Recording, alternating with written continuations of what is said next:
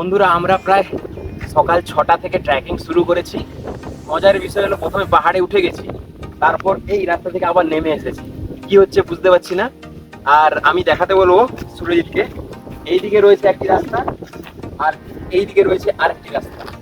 ঠিক আছে, এইদিকে রাস্তাটা রয়েছে যারা বাইক নিয়ে যাবে, অর্থাৎ যারা বাইক নিয়ে ট্রেকিং করতে চায় তাদের জন্য এই রাস্তাটা, আর যারা আমাদের মতো পায়ে হেঁটে বেড়াতে চায় তাদের জন্য এই রাস্তাটা।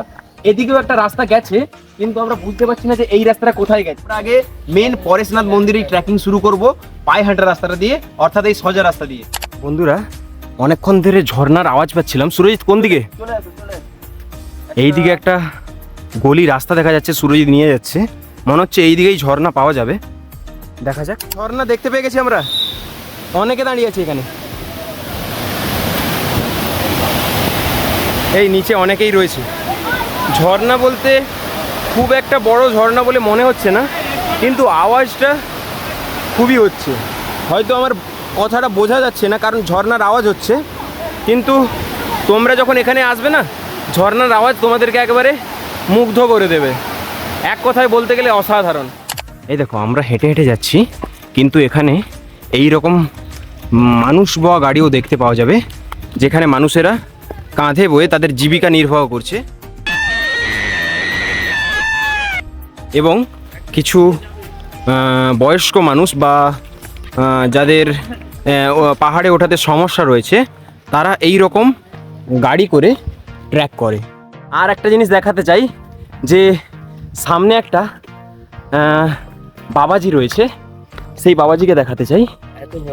এই বয়সেও তিনি আমাদের মতোই ট্র্যাক করে উঠছে। তিনি কোনো বাইক বা কোনো पालकी सहारा नहीं ना, कि बोलो तनु? बाबा जी नमस्ते बोल दीजिए। नमस्ते नमस्ते नमस्ते, मस्त हो जाओ। हाँ। आनंद लेते चलो, जीवन का आनंद लेके। जीवन को आनंद लेते। हाँ थैंक यू बाबा जी। दो टोकी का जीवन, यही सब लोगों का प्यार मिल जाए, यही बड़ी बात है, और क्या चाहिए। আর আমরা এখন আস্তে আস্তে উঠতেছি পাহাড়ের উপরের দিকে। আমি আমার বন্ধুর থেকে জেনেছি, অতনু এই ট্যুর নিয়ে তুমি কতটা excited? Excited, I am very excited. But যারা আমাদের মতো অ্যাডভেঞ্চার প্রেমী আছেন, তারা অবশ্যই অতি অবশ্যই এই জায়গাটা ভিজিট করুন। আমি মন থেকে বলছি, ফুল মজা পাবেন, একটুও মনে খামতি থাকবে না। আমাদের কষ্ট হচ্ছে ঠিকই, কিন্তু যতটা কষ্ট হচ্ছে তার ডবল মজা পাচ্ছি আমরা বন্ধুরা। কারণ এই যে বন্ধুরা মিলে সবাই একসঙ্গে যে ট্যুর করছি, এটার একটা আলাদা ফিলিংস।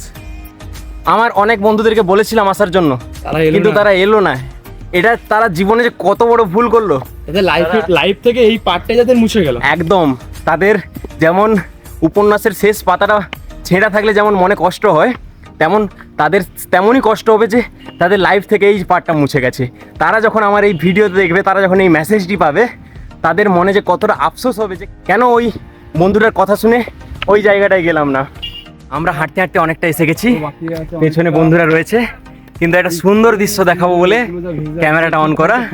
এই দেখো, এই পাহাড় যে দেখা যাচ্ছে, পাহাড়ের ওপর ক্যামেরাতে অতটাও ভালো বোঝা যাচ্ছে না, মানে পাহাড়ের ওপর সোনালি রোদ্দুর পড়েছে, পুরো পাহাড়টিকে সোনার দেখাচ্ছে। কতটা যে ভালো লাগছে। দাদা তোমাদের কেমন মজা হচ্ছে? আমাদেরও দাদা ফার্স্ট এক্সপিরিয়েন্স, কিন্তু ফার্স্ট এক্সপিরিয়েন্সে যে এতটা মজা হবে সেটা ভাবতে পারিনি। না তোমরা কি বলো? হ্যাঁ, খুব সুন্দর একটা ফিলিংস। এই ফিলিংস নিতে হলে তোমাদের অতি অবশ্যই কোথায় আসতে হবে? কোথায় আসতে হবে? পারসনাথ।